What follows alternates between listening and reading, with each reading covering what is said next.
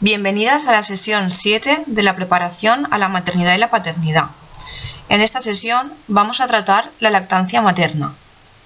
Como es un tema muy amplio, lo hemos dividido en 3 presentaciones. En esta primera vamos a tratar la lactancia materna a nivel general. En la segunda presentación os hablaremos de cómo podemos extraer la leche para crear una reserva o banco de leche, así como de los diferentes métodos que podemos usar para suplementar la leche. Y por último, en la tercera presentación, os explicaremos qué son las crisis de crecimiento o baches de lactancia. Vamos a empezar. En primer lugar, vamos a tratar información general acerca de la lactancia materna, datos que nos proporcionan las organizaciones científicas, cuáles son los beneficios que nos aporta la lactancia y una serie de recomendaciones para que la lactancia materna se inicie y se instaure con éxito.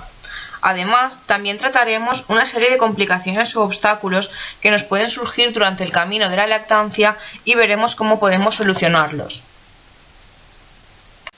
Las organizaciones oficiales que velan por la salud de las madres y los hijos nos recuerdan que todos los bebés deberían alimentarse de forma exclusiva con leche materna durante los 6 primeros meses de vida y a partir de ese momento complementarse con alimentos sólidos hasta tener como mínimo 2 años. Después, la lactancia materna debería continuar hasta que la madre y el niño quisieran. La lactancia para los bebés es un hecho instintivo. Nacen con el instinto de prenderse a un pecho para poder sobrevivir. Ya dentro del útero empiezan a aprender a buscar, succionar y deglutir. Pero sin embargo, para las madres no lo es tanto. Debemos de aprender. Es importante que durante todo el periodo del embarazo nos informemos y nos capacitemos acerca de la lactancia. En la diapositiva os presentamos una serie de recursos, tanto libros como páginas web y aplicaciones, que os podrán ayudar en este viaje que hoy comenzáis. Es importante que toda la información la obtengáis de fuentes contrastadas y objetivas, ya que acerca de la lactancia existen múltiples opiniones y experiencias personales que no siempre se van a corresponder con la realidad. Son múltiples los beneficios asociados a la lactancia materna. Quizá el principal es que la leche materna se considera un líquido vivo y se adapta a las necesidades del bebé. Es el único alimento que varía su composición a medida que el bebé crece y se desarrolla.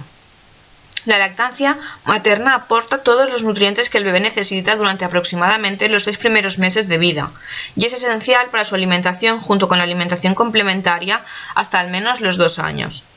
Además, es el alimento ideal para los bebés con necesidades especiales, por ejemplo los prematuros. La composición de la leche de los prematuros se adapta totalmente a las necesidades de estos bebés que difieren de las de los bebés nacidos a término. ¿Pero por qué es tan beneficiosa? A corto plazo, para los bebés, presentan mejor adaptación gastrointestinal. La lactancia se digiere más rápida, con lo que favorece la eliminación de meconio. Por otra parte, la presencia de ciertas hormonas en la leche, como la insulina, la hormona de crecimiento, etc., favorecen la maduración intestinal, con lo que se van a ver reducidos los cólicos, los gases, el estreñimiento y el reflujo gastrointestinal. Debido a la presencia de la leche de factores que favorecen la inmunidad, como las inmunoglobulinas, los bebés amamantados presentan menores tasas de infecciones respiratorias, diarreas, infecciones de orina y otitis. A medio y a largo plazo podemos hablar de los siguientes beneficios sobre los bebés. Debido a que la lactancia materna modifica su sabor en función de lo que coma la madre, suele haber mejor adaptación a la alimentación complementaria, ya que estos bebés están acostumbrados a probar diferentes sabores. Por otra parte, los lactantes amamantados presentan menores tasas de riesgo de padecer sobrepeso y obesidad, tanto en la infancia como en la edad adulta, así como de enfermedades como la diabetes, la celiaquía, asma, alergias e intolerancias alimentarias. Por último, se ha visto que existe una relación de la lactancia materna con la prevención del síndrome de muerte súbita del lactante, disminuyendo el riesgo de padecerlo en bebés que son amamantados. No podemos olvidar un gran beneficio del que nos podemos aprovechar, la teta analgesia. Consiste en utilizar el amamantamiento directo al pecho para aliviar el dolor que producen ciertas técnicas o pruebas dolorosas en los bebés lactantes, como puede ser una extracción, realizarles la prueba del talón, etc., con el objetivo de proporcionarles consuelo o alivio y minimizar el dolor y el llanto en los bebés. Por otra parte, para la madre, los beneficios que podemos observar son que a corto plazo favorece la involución uterina, con lo que va a disminuir el riesgo de sangrado en el posparto. También favorece la pérdida de peso tras el parto. Las mamás que amamantan se han visto que presentan menores tasas de estrés, ansiedad y por tanto depresión postparto. Y a largo plazo reduce el riesgo de padecer cáncer de mama y de ovario, así como de diabetes tipo 2. Por último, es un factor protector frente a la osteoporosis tras la menopausia. Para terminar con los beneficios de la lactancia materna, también es importante que consideremos los beneficios a nivel económico y ambiental de la lactancia. Por un lado, con la lactancia vamos a ahorrar muchísimo dinero, ya que es a coste cero.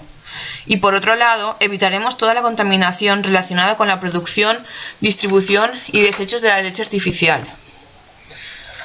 Y para acabar con esta diapositiva, y por ello no menos importante, uno de los mejores beneficios que ofrece la lactancia materna tanto para la madre como para el bebé es el vínculo emocional y el apego que vamos a crear. Los componentes de la leche son múltiples y variados, y como ya hemos comentado, van a variar a lo largo de toda la lactancia. Tal como podéis observar en la diapositiva, la leche materna es mucho más que una colección de nutrientes, y creo que esto es lo más importante de todo, ya que es una sustancia viva de gran complejidad biológica que protege y estimula el desarrollo del bebé. Vamos a empezar hablando del calostro, la primera gran vacuna que va a recibir nuestro bebé, o como otros lo llaman, el oro líquido de la lactancia. Antes que nada, debemos saber que el calostro ya es leche, y por tanto, el bebé se está alimentando desde el primer momento que empieza a succionar el pecho. Empieza a formarse ya durante el embarazo, y puede que algunas lo hayáis notado ya al final. A veces observamos como una pequeña costra transparente o de color amarillo marrón que se desprende después de la ducha, pero que después vuelve a aparecer.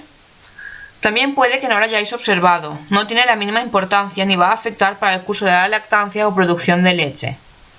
El aspecto del calostro es totalmente distinto al de la leche madura. Su color es amarillo o anaranjado, debido al gran contenido de vitaminas que contiene. Su principal función es la protección, y la siguiente la alimentación del bebé.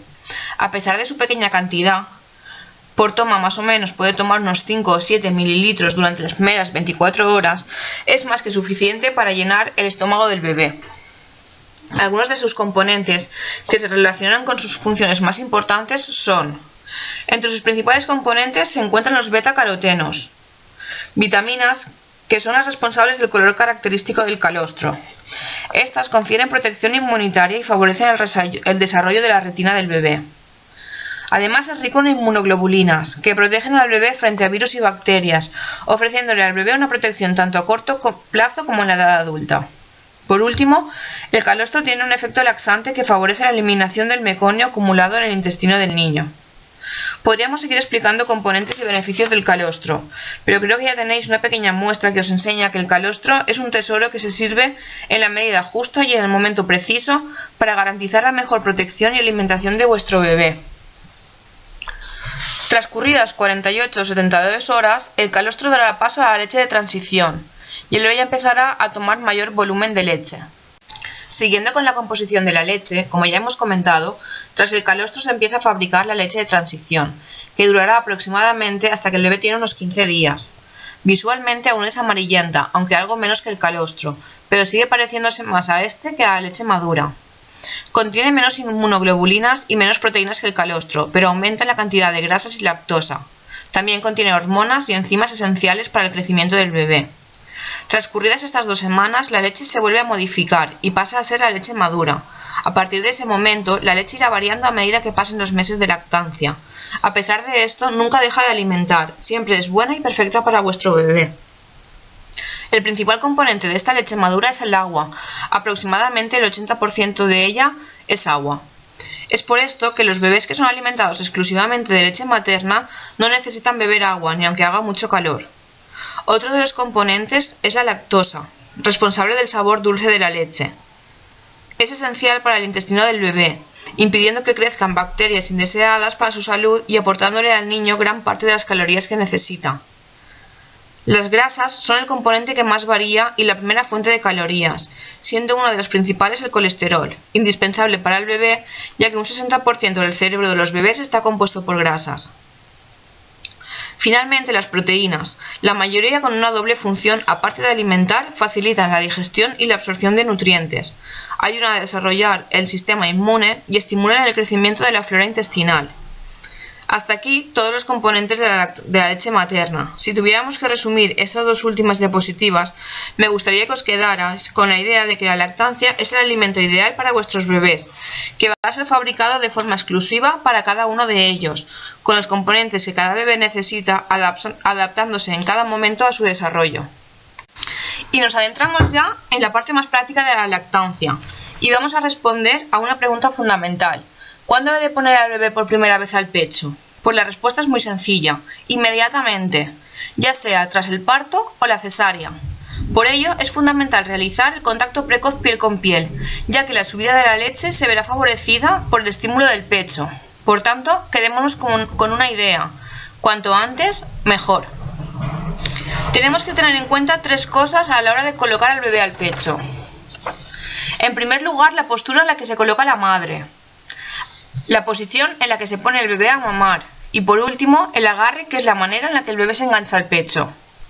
Vamos a empezar con la posición en la que está el bebé. El bebé es importante que tenga el cuerpo alineado. Vigilaremos que su oreja, su hombro y su cadera estén en línea recta. Vamos a poner un ejemplo para que lo entendáis. Imaginaros que queréis beber de una botella. Si tenemos el cuerpo alineado, podremos beber sin problema, pero probad a girar la cabeza hacia un lado. ¿Qué pasa? Resulta difícil e incómodo poder beber así, ¿no? Es importante vigilar la posición del bebé, sobre todo durante los primeros meses, para asegurarnos que las tomas son correctas. Pasado este tiempo os daréis cuenta que los bebés pueden llegar a ser unos auténticos acróbatas al pecho sin que esto interfiera con la lactancia. Si seguimos con el agarre al pecho, tendremos que tener en cuenta lo siguiente. Debemos ofrecer el pecho a la altura de la nariz, para que de este modo el bebé se vea obligado a abrir mucho la boca para poder tomar el pecho. Entre el pecho y el labio inferior ha de haber espacio suficiente para poner la lengua. Tendremos que asegurarnos que el bebé toma el pezón y gran parte de la areola. Por tanto, los signos que nos van a demostrar que hay un buen agarre son, como podéis ver en la imagen, que mantiene la boca muy abierta y los labios evertidos, es decir, abiertos hacia afuera. La nariz está cerca del pecho, no os preocupéis porque el bebé puede seguir respirando. El mentón está tocando el pecho. Las mejillas están abombadas. Conforme va mamando, veis que los huesos temporales, que son los huesos de la cabecita, se contraen, se mueven. Al mismo tiempo también se mueve la mandíbula y las orejas. Y como habíamos dicho, el cuello está recto en prolongación al tronco. Quedaos con la idea que amamantar no tiene que doler. Ante cualquier problema que notéis, consultadlo siempre con la matrona. Tendremos que averiguar qué está fallando en el agarre para que aparezca el dolor, ya que un mal agarre será causa de dolor, grietas, tomas excesivamente largas, ingurgitación, mastitis, etc. En las siguientes diapositivas os mostramos una serie de posturas que puede adoptar la madre a la hora de colocar al bebé al pecho. Al final, cada una de vosotras adoptará la postura en la que se sienta más cómoda, o aquella en la que en un momento determinado de la lactancia os puede ayudar. En primer lugar, vemos la más conocida, es la postura sentada o en cuna. En esta posición es importante que estéis cómoda y no mantengáis tensiones en los hombros y en los brazos. Colocaremos la cabeza del bebé en el antebrazo del lado del pecho elegido y la mano en su espalda. Acercaremos al bebé al pecho de forma que el pezón quede a la altura de su nariz. El pezón tiene que entrar en dirección al paladar, para que así consiga un agarre profundo. La siguiente posición que aparece en la diapositiva es la llamada postura en crianza biológica. En esta la madre está semi-recostada y cómoda. El bebé se coloca boca abajo encima de la madre y le dejamos libertad de movimiento para que se desplace hacia el pecho y realice el agarre de forma espontánea sin que nosotros interfiramos. Esta postura es aconsejable para el primer agarre al pecho y también cuando existen dificultades en el agarre. La siguiente posición que nos encontramos es la posición de rugby. En este caso, la mamá se coloca sentada, cómoda en un sofá o silla en la que tengamos una zona ancha para apoyar al bebé. Si no, también podemos hacer uso de una almohada. Debemos coger la cabecita del bebé con nuestra mano en forma de C, sujetándole por la nuca. El cuerpo tendrá que estar descansando sobre la almohada o reposabrazos del sofá. Es importante que el bebé se note estable. Acercaremos al bebé por el costado exterior del pecho. Al rozar la barbilla con el pecho, el bebé abrirá la boca y en ese momento le ayudamos un poco a que se agarre al pecho. Esta posición es muy útil para drenar los conductos que se encuentran en la cara externa de los pechos y así prevenir, o si es el caso curar, posibles obstrucciones. Es importante que tengamos en cuenta una cosa que nos podrá ayudar en algún momento durante la lactancia. La zona en la que el bebé coloca la barbilla siempre será la que con mayor fuerza succione. Por tanto, siempre que queramos vaciar algún conducto obstruido, deberemos orientar la barbilla del bebé hacia la zona de la obstrucción. La siguiente posición que nos encontramos es la posición recostada de lado. Esta postura es ideal para descansar y dormir durante la noche, y también puede ser útil tras el posparto inmediato o una cesárea. Y por último, la postura de caballito. En esta, la mamá se tiene que sentar o colocarse ligeramente reclinada sobre una silla.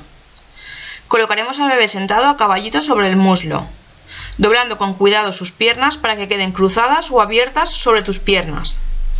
Coge su cabeza poniendo tu mano en forma de C y sujetándole por debajo de las orejas. Con la otra mano, la misma del lado del pecho, coge tu pecho y acércalo al bebé. Si tienes el pecho grande o caído, también te puede ayudar a enrollar una toalla y colocarla debajo del pecho. De ese modo la levantas más a la altura del bebé. Deberás apoyar su barbilla en tu pecho y esperar a que abra la boca para terminar de acercarlo completamente y que pueda agarrarse. Mantén la sujeción del pecho con la mano para mantener el pezón en la dirección correcta. Como ya os he dicho, estas son las posturas más habituales usadas. Ni es necesario que os quedéis solo con una, ni que las probéis todas. Cada lactancia y cada circunstancia hará que vayáis adaptando distintas posturas para amamantar a vuestro bebé. Siempre consultad con vuestra matrona ante cualquier duda o dificultad que se os presente. A continuación, vamos a ver cómo funciona el pecho y la lactancia. En esta primera diapositiva vamos a observar el pecho desde fuera. De entrada, sabemos que cada pecho es único.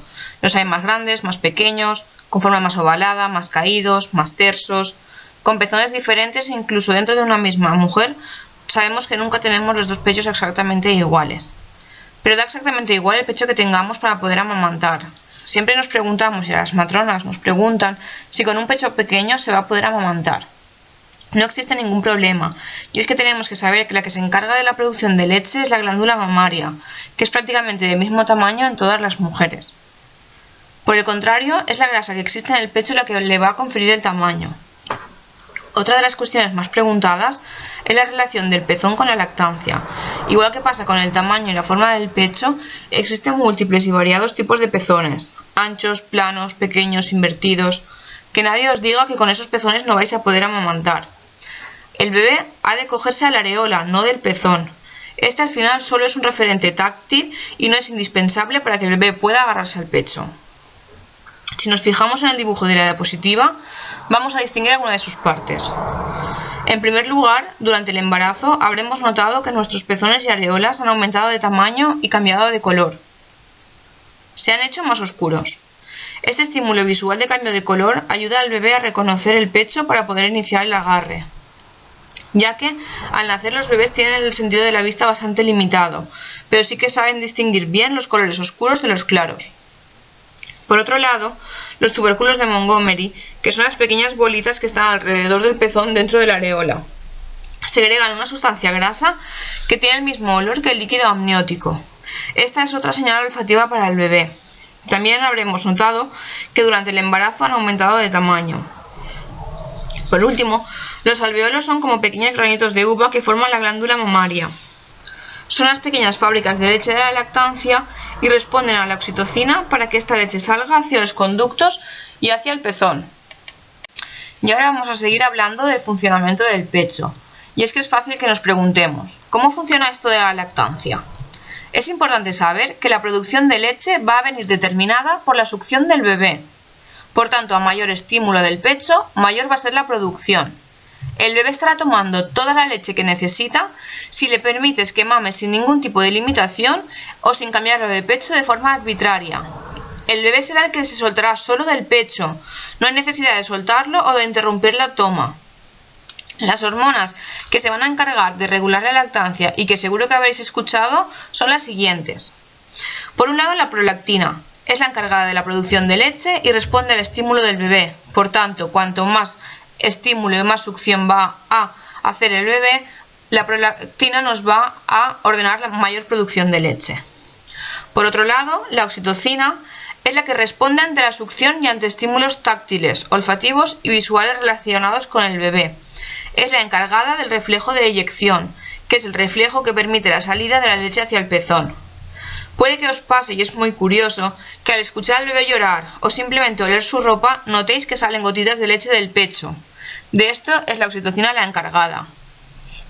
Y por último, el FIL o factor inhibidor de la lactancia, que es una proteína que regula la producción de la leche. De ahí la importancia de no interrumpir la toma al pecho mientras que el bebé esté mamando. Si el FIL que está en la leche es extraído en la toma por la succión o por la extracción manual o con el sacaleches, el pecho entiende que debe de producir más leche. Pero si por el contrario el FIL queda dentro del pecho, la glándula mamaria entiende que se ha pasado produciendo y en la próxima toma bajará su producción. Otra de las preguntas estrellas de la lactancia es: ¿cada cuánto tengo que poner el bebé al pecho?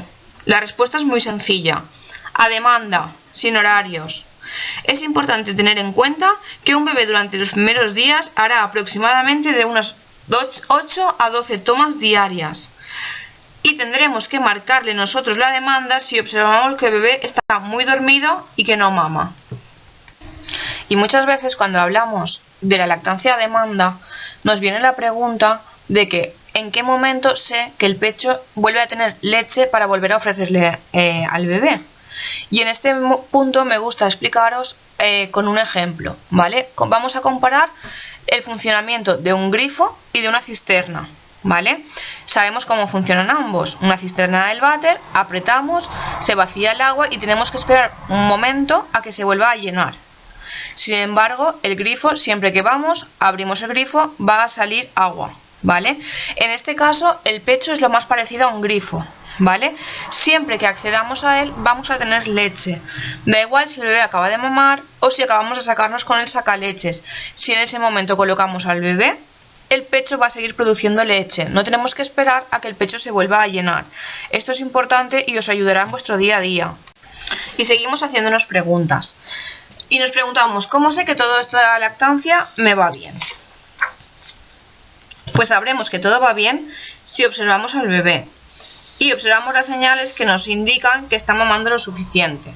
En primer lugar, si vemos que el bebé está tranquilo, que mama relajado y que queda contento tras la toma, ya es un indicador que nos dice que todo va bien. Otra de las cosas que podemos observar es la piel y las mucosas del bebé, que estén hidratadas. Veremos que la piel está hidratadita, aunque es verdad que durante los primeros días es normal que la piel de las manos, sobre todo de los dedos y de las manos y de los pies, se descamen, ¿vale? Pero el resto del cuerpo estará hidratado. Al igual que dentro de la boca observaremos que la mucosa está humedecida y que hay saliva, ¿vale? Otro de los indicadores del que nos podemos ayudar es la cantidad de pañales sucios al día. El primero y el segundo día estaréis en el hospital, os van a controlar allí, ¿vale? Pero más o menos durante el primer día será un pipí, una caca, y durante el segundo día 2 pipis y 2 cacas, ¿vale? A partir del tercer día más o menos lo mismo, ¿vale? 3 pañales de orina y 3 pañales de meconio. En este momento ya es posible que empiece a cambiar el aspecto de las deposiciones. Ya deja de ser la deposición tan densa del meconio, aunque sigue manteniendo el color característico verde, pero ya empieza a ser un poquito más claro, ya tirando un poco más a amarillo anaranjado, que son las deposiciones de transición. Y a partir del quinto día ya aumenta el ritmo de diuresis, ¿vale? Ya hay más de 5 o 6 pipis al día, y las cacas se pueden mantener en 2 o 3 al día, también un poco en función del bebé. Hay bebés que les cuesta más, hay bebés que hacen caca por cada toma, ¿vale? Si seguimos, es importante saber que todos los bebés van a tener una pérdida fisiológica de peso durante los primeros días, independientemente del tipo de alimentación. Esta pérdida será de un 7 a un 10% máximo en todos los bebés respecto al peso de nacimiento. A partir del tercer día el peso irá aumentando y aproximadamente a los 10-15 días habrá recuperado el peso de nacimiento. No os agobiéis con todo esto, ya que desde el alta vais a estar controladas por vuestra matrona y por el pediatra de atención primaria que os corresponda, y no dudéis en consultar ante cualquier duda. Y seguimos observando al bebé, y es importante que aprendamos a reconocer los signos precoces de hambre. En la imagen que tenéis en la diapositiva se plantean 3 situaciones. En la primera, observamos las señales tempranas que nos indican que el bebé tiene hambre. Si está dormido, se ha despertado y vemos que empieza a moverse. Se agita, veis que abre la boca como buscando, mueve la cabeza. Este sería el momento ideal para ofrecerle el pecho, porque el bebé de momento está tranquilo y receptivo. Si no nos damos cuenta de estas primeras señales, el bebé seguirá llamando nuestra atención. En este caso ya se mueve más, se estira, se mete la mano en la boca. Seguimos estando ante un buen momento para ofrecerle el pecho. Aunque ya no reclama más, sigue estando tranquilo. Y si por lo que sea no nos hemos percatado de estas dos situaciones anteriores, puede que estemos ocupadas, atendiendo a otro hijo, dándonos una ducha. Aquí el bebé ya empieza a enfadarse e incluso a llorar. Vemos que ya está bastante agitado. Pues probablemente en este momento esté tan nervioso que a veces no atina a coger el pecho. Se pelean contra el pecho. En esta situación es mejor que nos detengamos. Lo calmemos, ya sea nosotras o a veces mejor nuestra pareja. Y una vez que ya esté más tranquilo, ya podrá mamar sin ningún tipo de problema. Pero no siempre la lactancia es un camino de rosas, y en ocasiones nos podemos encontrar con algún obstáculo que nos va a complicar un poquito la vida. Pero no os preocupéis, por eso estamos aquí. Si sabemos de qué se trata y enseguida nos ponemos manos a la obra, seremos capaces de solucionar todo aquello que se ponga en nuestro camino. Es fundamental, tanto en la lactancia como en cualquier etapa del embarazo y el parto, confiar en nosotras mismas y saber que vamos a ser capaces de lograr cualquier objetivo que nos propongamos. Vamos a empezar hablando de la obstrucción de un conducto, ya que es bastante habitual que pase, sobre todo durante los primeros meses en los que el pecho tiene una producción bastante importante de leche. Observaremos que aparece como un bulto, una zona más indurada, en alguna zona de la mama. Lo identificaremos como un bulto definido, doloroso al tacto, y no suele ir asociado con fiebre. ¿Y cómo podemos solucionarlo? De entrada aplicaremos frío para disminuir la inflamación sobre la zona. Es importante que aumentemos la extracción de leche del pecho afectado. Haremos un masaje antes y durante la toma. El masaje consiste en hacer movimientos circulares con el pulgar sobre la zona inflamada y iremos desplazando el pulgar hacia el pezón.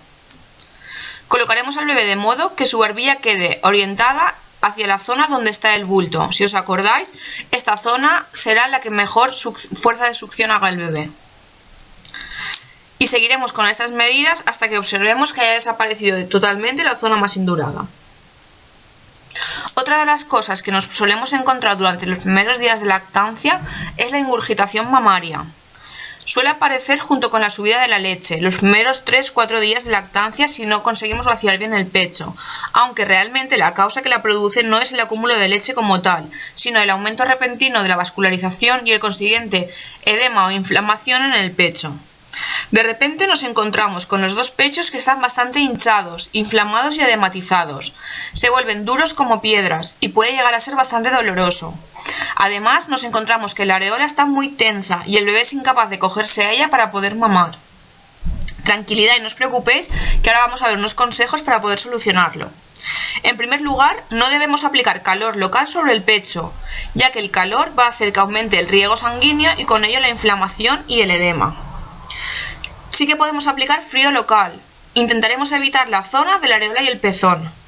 Podéis emplear compresas con agua fría y colocarlas sobre el pecho antes y después de las tomas.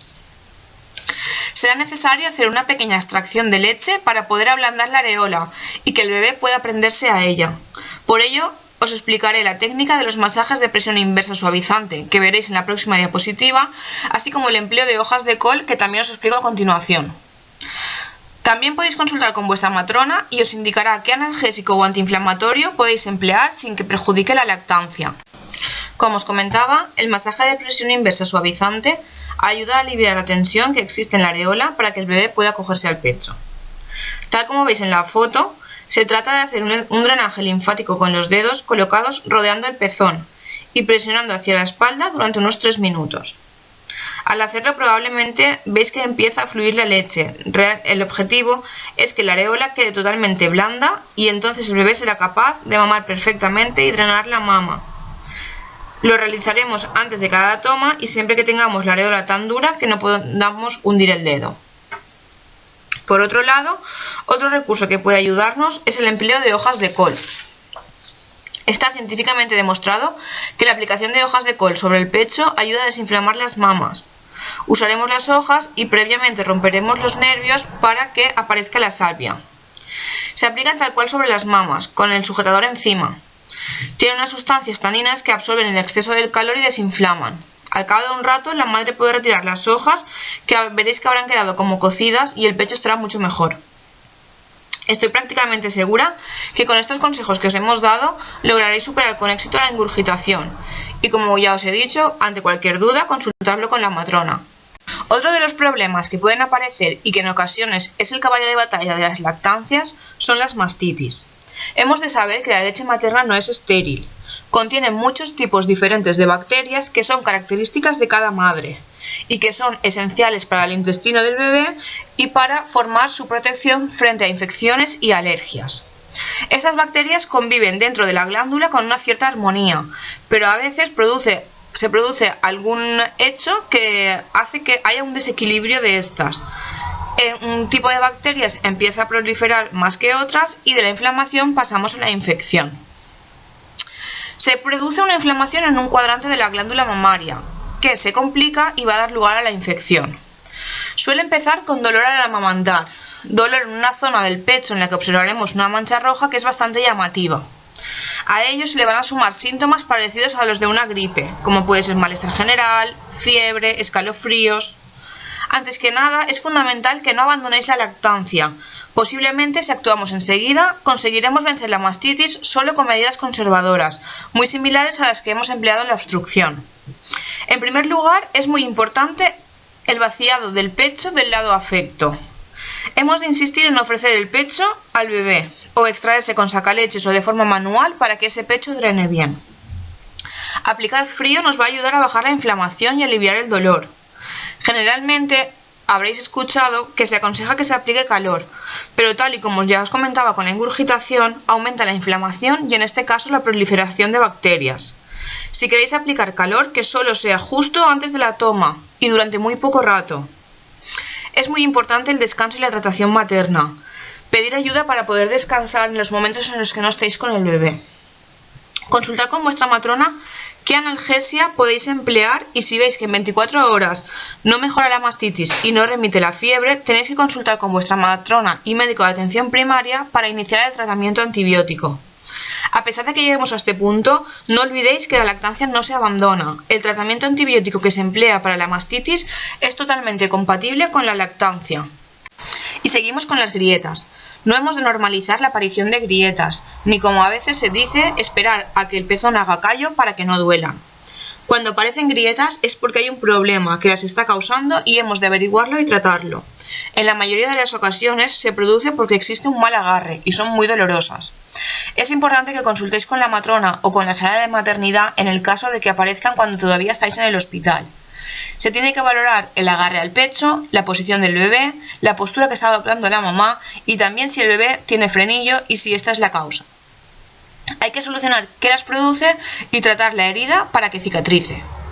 Al final trataremos la grieta como cualquier herida. Si son heridas que sangran, lavaremos con agua y jabón, secaremos bien y curaremos con clorhexidina al 1%. Si el bebé va a mamar antes de las 2 horas de la aplicación de la clorhexidina, retiraremos con un poquito de agua y jabón. No os asuste si veis que tras la toma el bebé regurgita algún resto de sangre. Si vuestra herida está sangrando, es normal que el bebé la trague. No pasa nada y podemos seguir con la lactancia. No es aconsejable aplicar cremas con base de lanolina hasta que la herida no esté curada. Necesitamos que la piel de la herida transpire bien para que se cure.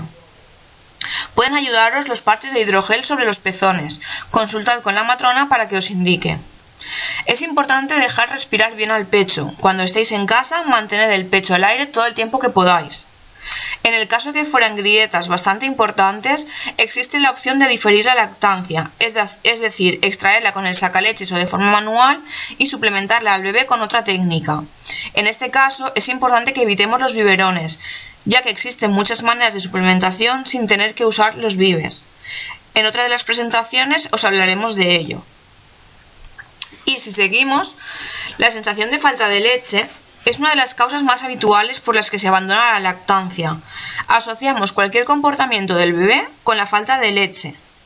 Realmente existe la hipogalactia, que es la verdadera falta de leche, que se debe a una causa orgánica, pero es bastante infrecuente.